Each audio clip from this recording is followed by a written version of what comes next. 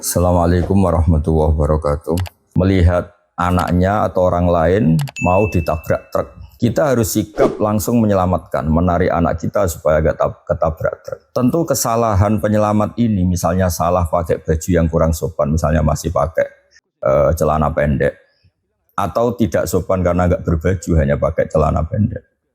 Orang gak akan menyalahkan orang ini tentang al-ibratu bi umumil lafzi la fi khususis sabab. Memang hampir semua ulama sepakat bahwa ketika lafaz itu umum, maka makna umumnya akan diberlakukan meskipun asal usul ayat adalah disababin khosin atau di syakhsin muayyanin, ada sebab tertentu, juga ada aktor tertentu. Di sini diterangkan dalam kitab Al-Itqan, ikutnya Al-Mas'alatus Tsaniyah, di kitab saya halaman 50, tapi ikutnya Al-Mas'alatus Tsaniyah. Ikhtalafa ahlul usul halil ibratu bi umil lafzi am bi khususis sabab. Terus kata ulama-ulama, waqad nazalat ayatun fi asbabin wattafaqu ala ta'atiyatiha ila ghairi asbabiha. Kanuzuli ayat idhiyar fi Salamah bin Sakhar wa ayat li'an fi sya'ni Hilal bin Umayyah wa haddil qadhafi fi rumati Aisyah. Tentu orang misalnya tahu kalau ayat dihar di kitab ini diterangkan nazalat fi imraati Salamah bin Sakhar. Ada yang bilang nazalat fi imraati Thabit bin Qais, yaitu masyhur itu. Kemudian ayatul li'an di peristiwa Hilal bin Umayyah, peristiwa masyhur juga itu, masalah Syarik bin Sahma. Begitu juga Qadhaf, asal usulnya adalah untuk menyalahkan orang-orang yang menuduh Sayyidah Aisyah fi hadisil ifki. Summa ta'adda ila ghairihim. Seterusnya.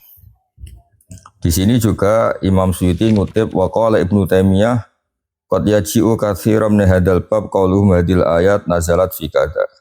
La siyama idza kana al-mazkuru syakhsan ka qaulihim inna ayatal dhihar nazalat fi mur'ati Tsabit bin Qais wa inna ayatal kalala nazalat fi Jabir bin Abdullah wa inna qalahu wa anihkum bainahum nazalat fi Bani Quraidah wan Nadir wa nadhairu dzalika mimma yadhkuruna annahu nazala fi qaumin minal musyrikin fi Makkah aw fi qaumin minal yahud wan nasara aw fi qaumin minal mu'minin. Falladzina qalu dzalika lam yaqsidu anna hukmal ayat yahtassu bi ulaikal ayan duna khirihim. Fa inna hadza la yaquluhu muslimun wala aqilun alal itlaq. Jadi ketika ayat-ayat tertentu dan aktornya atau yang pelaku atau penyebab ayat itu tertentu, tetap saja hukumnya anna hukmal ayat itu bukan berarti yahtassu bi ulaikal ayan duna khirihim. Itu pasti. Kenapa menjadi pasti? Karena hadaddin atau aturan agama ini bagi siapa saja ila yaumil qiyamah.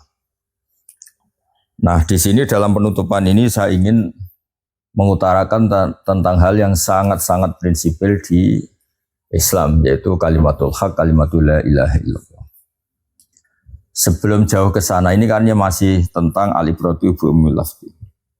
Yaitu ada ayat alladzina amanu wa lam yalbisu imanahum bidzulmin ulaika lahumul amnu wa hum muhtadun, di Al-An'am 82. Ayat ini dijelaskan innasyirka la dzulmun azim di Luqman 13. Begini. Jadi kita bikin analogi dulu sebelum terlalu jauh. Ada ayat yang menerangkan orang-orang iman dan tidak pernah mengotori atau mencampuri imannya dengan dzulmin, dengan kezaliman atau kefasikan atau kesalahan, maka ulaika lahumul amru, mereka lah yang benar-benar terselamatkan, aman sentosa dari azab. Lalu sahabat tuh merasa berat sekali, karena kalau zalim itu artinya perilaku yang tidak sesuai aturan atau perkataan yang tidak semestinya, atau kesalahan-kesalahan apapun itu disebut zalim. Tentu kalau itu makna zalim secara umum, maka hampir kita semua tidak masuk surga kecuali Nabi, karena semua orang pasti pernah zalim. Bahkan dalam adat kita masih kecil meletakkan peci di bawah saja dianggap dolim. Mungkin meletakkan minuman di dekat buku atau kitab dianggap dolim, karena itu kesalahan. Tapi uniknya dan alhamdulillahnya juga, ini unik dan kita alhamdulillah juga, sangat-sangat alhamdulillah. Nasrullaha ala dzalik. Ketika alladzina amanu wa lam yalbisu imanahum bidzulmin, di semua riwayat dikatakan syaqqa dzalika ala ashabi Rasulillah. Wa qalu ayyuna lam yadlim nafsa, itu berat sekali sampai mereka tanya, kita semua ini pasti zalim, kita semua berarti pasti enggak selamat.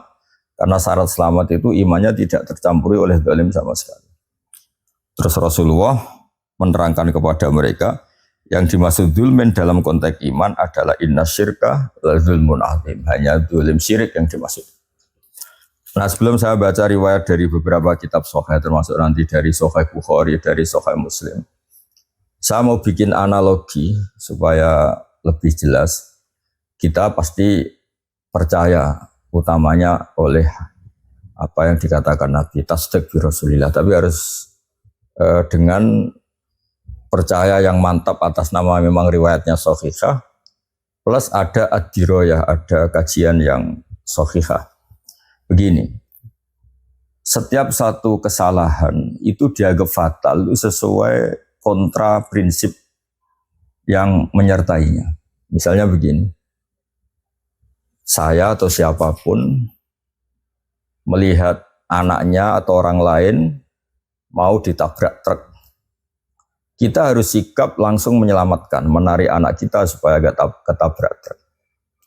Tentu kesalahan penyelamat ini, misalnya salah pakai baju yang kurang sopan, misalnya masih pakai celana pendek, atau tidak sopan karena gak berbaju, hanya pakai celana pendek. Orang gak akan menyalahkan orang ini. Justru disalahkan kalau dia berganti baju dulu yang rapi, apalagi kalau salahnya sampai dia mandi dulu supaya rapi baru menyelamatkan. Karena ini dianggap kesalahan fatal. Justru seperti itu dianggap kesalahan fatal. Karena menjadi fawatul maksud, yang dimaksud dari menyelamatkan malah menjadi gak tercapai. Saya ulang lagi, misalnya ada orang mau menyelamatkan anak yang mau ditabrak truk. Tentu pakai celana pendek tidak berbaju itu gak sopan dalam bab etika. Tapi orang kan gak akan menyalahkan dalam konteks, yang penting langsung menyelamatkan meskipun dalam pakaian yang seperti itu. Begitu juga misalnya ada orang menyelamatkan dirinya dari runtuhnya rumah. Dia lari hanya pakai pakaian celana pendek. Orang juga gak akan menyalahkan. Dalam konteks itu yang penting lari, yang penting selamat. Kesalahan etika berpakaian pasti diabaikan. Begitu juga misalnya kita punya emas 1 kilo, mau ada garong atau mau ada bahaya apa, karena itu bahaya, ya emas itu kita ambil, kita selamatkan. Meskipun pas kita menyelamatkan mungkin bagian kita kurang sopan, kurang pas. Nah, dalam hal iman yang sebegitu prinsip, itu tidak boleh demi menyelamatkan iman, orang menyalahkan sesuatu yang tidak punya akibat zawalul iman, yaitu hilangnya iman. Itu tadi analoginya, orang tidak mungkin menyalahkan ya, orang tidak mungkin menyalahkan penyelamat anak tadi yang mau ditabrak truk dari segi, wah pakaiannya enggak sopan. Ya betul menyelamatkan, tapi sayangnya pakaiannya enggak sopan. Ya betul menyelamatkan emasnya, tapi sayang dia belum mandi, pakaiannya enggak sopan. Enggak bisa seperti itu. Dalam hal-hal prinsip seperti itu, kesalahan-kesalahan yang tidak punya akibat menggagalkan penyelamatan anak tadi pasti enggak dianggap salah.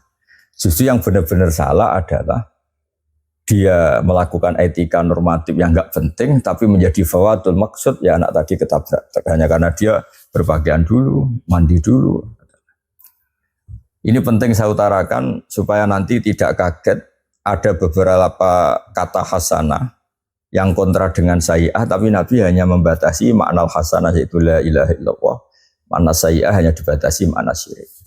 Nah, pemaknaan ini adalah berbeda dengan kaidah al-ibratu bi umumillah bi khususi sabab.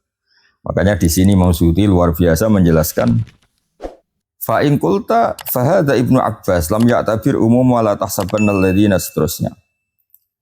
Terus qultu ujiba an dzalika bi annahu la yakhfa 'alaihi anna al-lafdhu a'ammu minas sabab. Lakinnahu bayana anal murada bil lafdhi khasun wa nadhiruhu tafsirun Nabi sallallahu alaihi wasallam adzulma fi qouli ta'ala wa lam yalbisu imanahum bidzulmin bisyirki fi qouli inna syirka la dzulmun azim. Ma'a fahmi sahabati al-umuma fi kulli dzulmin. Ini bagi saya berkah betul dari Islam, berkah betul apa yang dijelaskan Rasulullah langsung, benar-benar syifa betul, syifaul lima fi sudur. Saya beri sekian contoh yang banyak supaya nanti tidak kaget. Karena sekarang atau mungkin mulai dulu, kadang-kadang orang itu berpikir etika norma dalam hal-hal yang sangat prinsip. Dalam hal yang sangat prinsip, kesalahan norma itu lam yu'tabar. Kalau dalam kaidah usul fikih yang dikatakan Imam Satibi, al-mukammil idza ada lil asli bil ibtal lam yu'tabar. Jadi takmilah, kalau kaitannya pertaruhan dengan al-aslu, pokok yang harus kita selamatkan itu lam yu'tabar. Hada takwil lam yu'tabar. Penyempurnaan ini tidak yu'tabar. Ya kayak tadi misalnya kita punya anak kecil lari mau ke jalan raya, ada truk, dan saat itu kita mungkin baru mau mandi sehingga hanya pakai pakaian yang tidak pas atau pakai celana pendek aja, kita harus lari langsung menyelamatkan. Kita nggak boleh peduli dengan kita nggak pakai baju, nggak pakai peci dan sebagainya. Karena pakai baju dalam konteks itu tidak akan disalahkan kita nggak pakai baju dalam konteks menyelamatkan anak mau ditabrak truk. Karena apa? Kesalahan normatif itu akan diabaikan dengan fungsi yang paling pokok, yaitu demi menyelamatkan anak yang potensi ditabrak truk dan sebagainya. Begitu juga hal-hal yang sangat prinsip lainnya. Misalnya tadi ada orang takut rumahnya roboh dan karena ada indikasi alam apa gitu, terus dia lari pakai baju, hanya pakai celana pendek, misalnya orang nggak akan menyelamatkan, justru memuji dia karena tindakannya fauron, tindakannya itu seketika dalam hal yang memang harus seketika. Begitu juga mungkin HP kita jatuh dari atas dan kita bisa menangkap, cuma sayangnya kita sedang tidak berpakaian rapi, ya kita harus langsung menangkap, tidak usah berpakaian rapi dulu, nanti fawatul maksud bisa HP kita kadang jatuh. Nah, sehingga orang-orang Islam yang melakukan kesalahan-kesalahan non syirik yang tidak syirik itu tidak bisa dikatakan membatalkan imannya, karena iman ini hal yang al-aslu dan huiru syirki adalah bukan kesalahan yang punya akibat kontra iman. Sebab itu kita menolak takfiri. Ya tadi, orang akan tetap memuji penyelamat anak yang mau ditabrak truk meskipun saat menyelamatkan mungkin dia berpakaian yang kurang sopan. Karena kesalahan normatif seperti ini tidak bisa mengganggu kelebihan dia heroik menyelamatkan anak yang mau ditabrak truk. Dan begitu seterusnya kira-kira analogi. Ini tadi takfir dari Edkon. Nah, seperti ini itu bukan sekedar benar, tapi pasti benar teori yang saya katakan tadi. Karena satu riwayat, misalnya begini.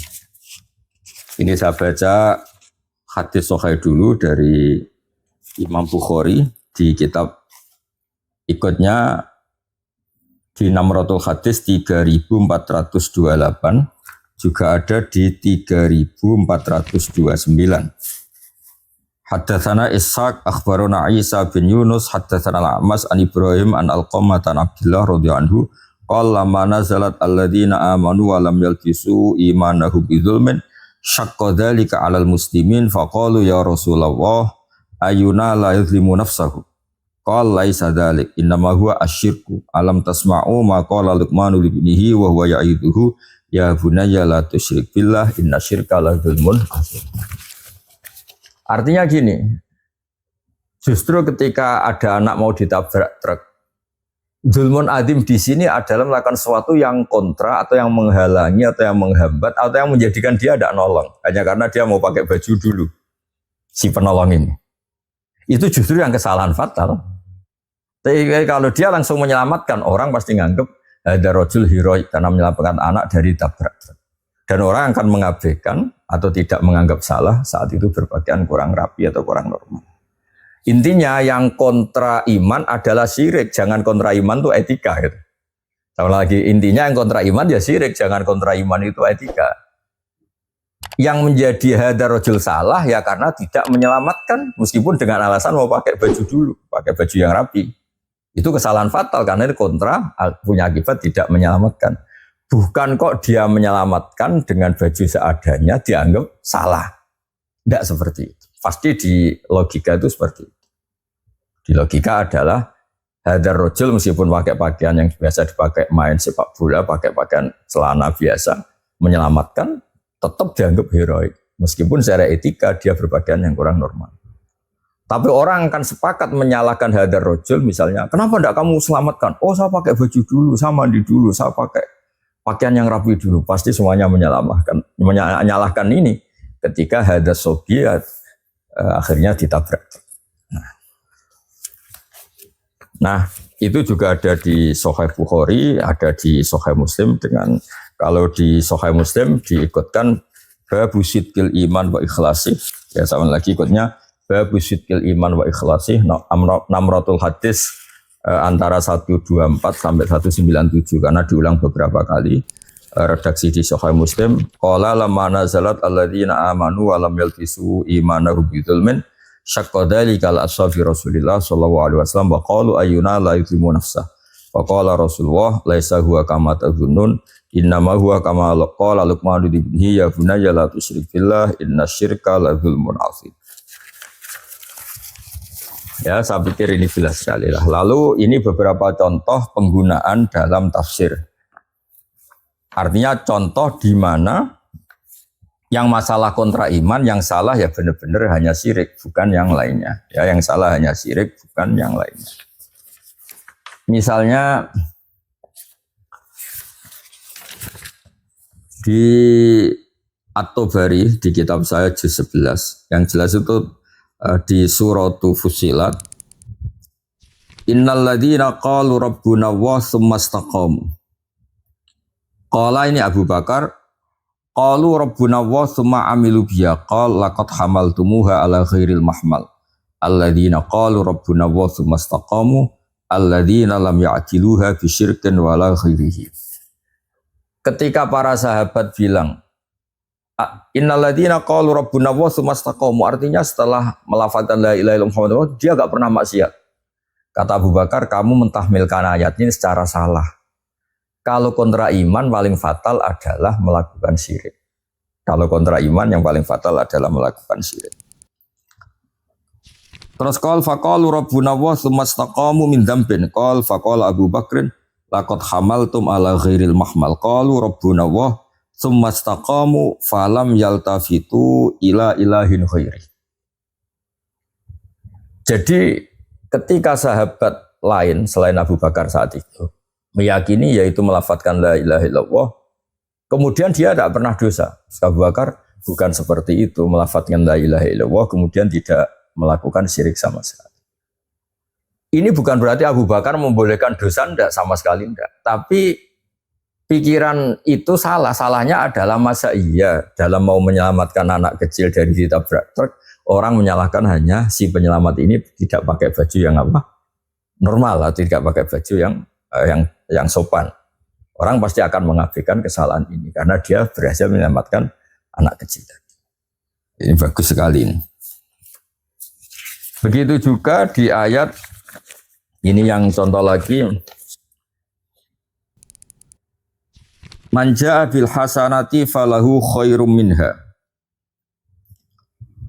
Wa hum min faza'i yawma idzin aminun. Wa man jaa bis sayyi'ati fakubbat wujuhuhum finnar. Di sini di tafsir Jalalain diterangkan man jaa bil hasanati la ilaha illallah, kemudian wa man jaa bis sayyi'ati ay syirki fakubbat wujuhum finnar.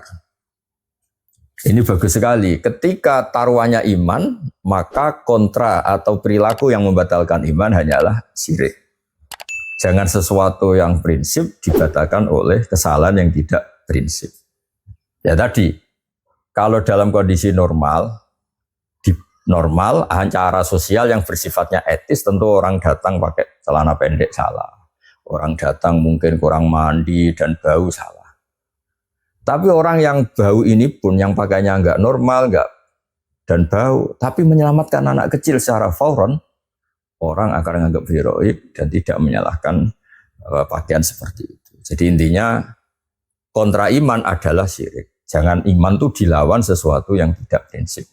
Sebab itu keyakinan ahli sunnah wal jamaah bukan mengkafirkan orang yang melakukan dosa. Memang salah, melakukan dosa itu salah, tapi tidak sampai menjadi kafir. Makanya kita menolak takfiri. Tapi yang tadi di tafsir Jalalain. Jadi ini sudah lengkap. Nah, kemudian yang terakhir sebagai sumbangan saya secara pribadi juga saya yakin juga pahala ini untuk orang-orang yang mengajarkan kita, karena man sanna sunatan hasanatan falahu ajruha cuman amila biha yaumil qiyamah. Orang-orang yang spesial bagi kita, guru-guru kita, Mbah Maimun, bapak saya sendiri, beberapa masuk Pak Kures, semuanya orang-orang Baitul Quran, Habib Ali, Habib Husain, semuanya termasuk orang-orang DPPAI Universitas Islam Indonesia, juga para pendirinya. Orang-orang yang baik pasti amalnya dicatat oleh Allah, wa naktubu ma qaddamu wa atharu. Sebagai penutup sesi ulumul Quran, saya akan menerangkan. Banyak orang yang sering meriwayatkan hadis mangkana akhiru kalamihi la ilaha illallah dakhalal jannah. Orang yang akhir kalamnya la ilaha illallah dakhalal jannah. Tapi riwayat-riwayat yang mutawatirah yang terkenal sekali hanya mangqala la ilaha illallah dakhalal jannah, kan tanpa ada catatan akhiru kalami. Dapat ada catatan mangkola akhiru kalami atau mangkana akhiru kalamihi la ilaha illallah dakhalal jannah. Riwayat yang umum yaitu mangkola dakhalal jannah itu yang kita pakai. Sebab amalun nas, amalul ulama tetap mengapresiasi, tetap mensolati, tetap menghukumi Islam orang-orang mungkin yang setruk lama baru meninggal. Mungkin ya secara lahir tidak akhiru kalamihi la ilaha illallah. Begitu juga orang-orang soleh yang sujud terus meninggal juga tidak terdengar akhiru kalamihi la ilaha illallah. Nah, kenapa riwayat akhiru kalamihi la ilaha itu tidak dipakai sebagai catatan hukum? Karena ulama tahu itu hanya madah itu muji. Hebat betul orang yang akhiru kalamihi la ilaha illallah, maka orang itu akan dakhalal jannah. Atau pakai teori umum bahwa hadis yang mangkola la ilaha dakhalal jannah itu umum, tidak perlu catatan akhiru kalam dan seterusnya dan seterusnya. Terus kedua, akhiru kalami la ilaha illallah sendiri itu tidak disepakati secara fi'lan. Begini maksudnya. Dalam riwayat Sahihul Bukhari, dan beliau meriwayatkan hadis ini berkali-kali, yaitu pertama yang terkenal di Jawa, yaitu kalimatani khafifatani fil lisan saqilatani fil mizan habibatani ilar rahman. Ya, kalimatani khafifatani alal lisan saqilatani fil mizan habibatani ilar rahman subhanahu wa bihamdi subhanawil azim. Ini di hadis Bukhari, ikutnya 600 hadis 6682. Itu yang paling terkenal di Jawa. Begitu juga beberapa riwayat yang lain dengan redaksi kalimatani habibatani ilar rahman, kalimatani habibatani ilar rahman saqilatani fil mizan atau alal mizan saqilatan khafifatani alal lisan saqilatani fil mizan subhanahu wa bihamdi subhanawil azim. Nah, kenapa saya baca berkali-kali supaya ngerti sebetulnya riwayat yang di Bukhari yang sesuai adat ahli Jawa itu yang kalimatani khafif seterusnya. Tapi ada beberapa riwayat yang dengan redaksi kalimat habibatani dulu, kalimatani habibatani ilar rahman khafifatani ala lisan saqilatani fil mizan. Nah, kita jangan terpaku oleh kata-kata harus akhirnya la ilaha illallah. Juga jangan terpaku dan menjadikan catatan hukum kalimat yang diucapkan orang mukmin di akhir hayatnya adalah la ilaha illallah. Karena apa? Hampir semua ulama sepakat bahwa yang penting adalah mati alal Islam. Tidak mati yang setelah berperilaku mayukhrijuhu minal Islam, yaitu murtad. Jadi semua ulama ngendikan mengatakan yang penting orang Islam itu mati tidak melakukan sesuatu yang membatalkan imannya. bukan mensyaratkan mereka akhirul kalamihi la ilaha. Ini saya baca di Hasyatus Sindi ini semua ini demi menghormati orang Islam dan alhamdulillah di Indonesia tidak ada yang berpandangan misalnya wah ini orang ini mati sayang pas mau mati tidak baca la ilaha, tidak ada yang berpandangan seperti itu. Tetap hadar rojul atau hadal muslim atau muslimah tetap dihukumi muslim, dihukumi muslimah. Ini penting saya utarakan. Bismillahirrahmanirrahim. Ini di Hasyatus Sindi.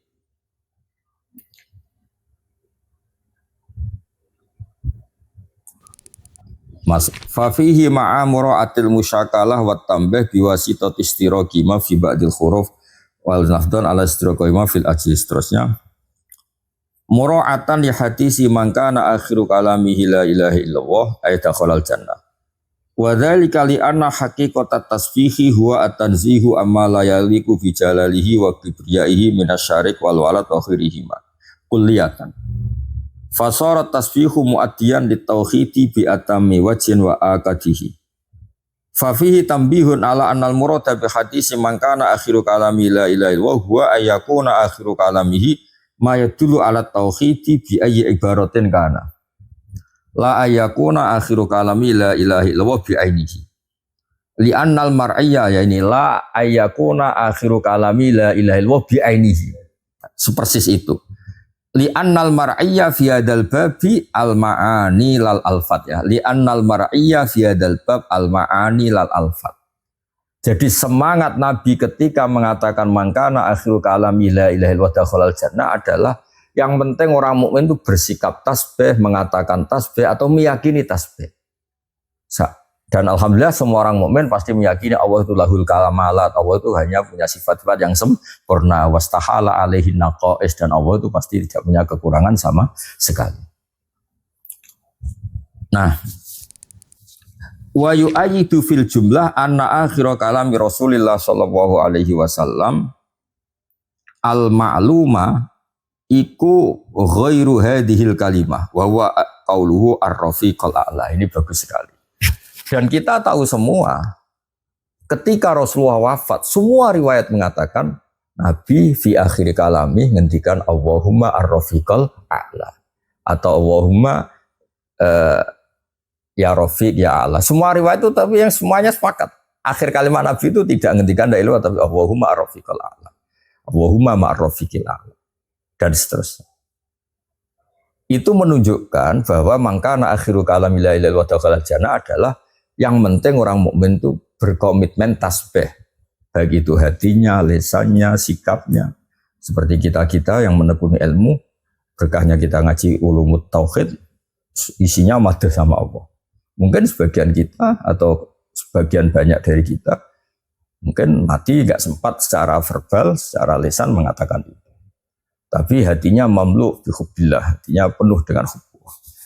Ini saya terjemah ya, jadi kata beliau di Hasyatus Sindi ini bisa dicari di bab paling akhir Wanadu'ul Mawazinal Qista di kitab Sahihul Bukhari. Dibaca di Hasyatus Sindi. Mangkana akhiru kalamil, jadi la ilaha illallah. Artinya gini, kalau betul Nabi mensyaratkan akhiru kalamil la ilaha illallah, mestinya Nabi sendiri melakukan itu. Ternyata ndak, akhirul kalimah sing qala bidzalika atau qala bi Rasulullah adalah Allahumma ar-rafiqal a'la. Makanya beliau ngendikan wa yu'ayyidu fil jumlah anna akhira kalami Rasulillah al-ma'luma atau iku ghairu hadhil kalimah wa huwa qauluhu ar-rafiqal a'la. Itu persis sama masih ingat dulu ketika mungkin 8 tahun yang lalu atau berapa lupa saya, tapi yang jelas ada kiai setiap ketemu saya minta Gus doain mati hari Jumat, Gus doain mati. Kenapa? Karena dia kebetulan sering baca hadis tentang fadhailul maut atau di hari apa? Jumat. Nah, itu beliau berakhir nggak minta itu gara-gara saya guyon. Kenapa? Terus minta mati hari Jumat. Itu Gus karena dalilnya gini-gini, dia menyebut panjang sekali tentang fadilahnya meninggal hari Jumat. Terus kata saya bilang, kalau itu mengikat, itu ndak. Kok bisa Gus? Terus saya jawab, masalah yang menghentikan seperti itu, Kambodia sendiri itu hari Senin. Rasulullah sendiri wafatnya itu hari apa? Senin, bukan hari apa? Jumat. Itu supaya artinya ya umat Islam itu akan selalu baik karena pilihan-pilihan yang tidak maksiat, yang tidak kontra kebaikan itu pasti baik. Jadi kita tidak perlu fanatik misalnya mati harus Jumat atau Senin. Beberapa ulama besar ya ada yang kabudut Sabtu, ada yang kabudut hari apa Selasa, ada yang macam-macam. Makanya masyhur dalam kitab-kitab kayak di kitab di Nasihatul Ibad atau di beberapa kitab meriwayatkan dawuh Sayyidina Ali karramallahu wajhah ketika Ibnu Abbas dites apa Sayyidul Ayyam, tentu beliau mengindikan apa Jumat. Malam terbaik apa Lailatul Qadar. Terus bulan terbaik itu apa Asyura Al-Hurum misalnya yang suci-suci kayak Dzul Qa'dah, Dzul Hijjah, Muharram dan Rajab ini. Kata Sayyidina Ali, ya semua orang tahu pasti seperti itu. Tapi kalau saya ditanya, kata Sayyidina Ali, apa hari terbaik? Hari sing la aksillaha fihi, di hari yang saya diat itu tidak maksiat, di hari yang saat itu saya nikmati Allah, ibadah sama Allah. Apa momentum terbaik? Ya momentum saat saya mencintai Allah dan tidak maksiat. Ya intinya itu ya seperti itu. Jadi berkahnya baca ini insya Allah menjadi clear, kita tidak takfiri dan kita biasa berlogika. Ya biasa berlogika, tentu kita tidak menyalahkan lelaki atau tim SAR atau mungkin apa sajalah yang menyelamatkan orang tenggelam, misalnya dalam posisi kebetulan dia bahannya pakai celana pendek misalnya. Orang tidak akan menyalahkan itu. Justru menyalahkan ketika membiarin yang mau tenggelam hanya karena mau pakai baju dulu. Nah kira-kira seperti itu di ayat alladzina amanu wa lam yalbisu imanahum bidzulmin. Kesalahan kontra iman ya tentu syirik. Jangan kesalahan iman disalahkan dengan hal-hal yang normatif. Itu Masya Allah luar biasa Rasulullah SAW ketika meluruskan faham sahabat yang mengartikan dzulmin di sini adalah mutlaqul dzulmi, yaitu watu syai' fi ghairi mahalli. Tapi langsung dibetulkan oleh Rasulullah, laisa huwa kama tadzunnun, innama huwa kama qala Luqman ibnihi. Seterusnya itu ya bunayya la tusyrik billah, innasyirka la dzulmun. Kita terus mungkin ini barokah sekilo tutup ngangge Al-Fatihah. A'udzu billahi minasyaitonir rajim. Bismillahirrahmanirrahim. Ar-Rahmanir-Rahim. Shiratal ladzina an'amta 'alaihim ghairil maghdubi 'alaihim waladdallin.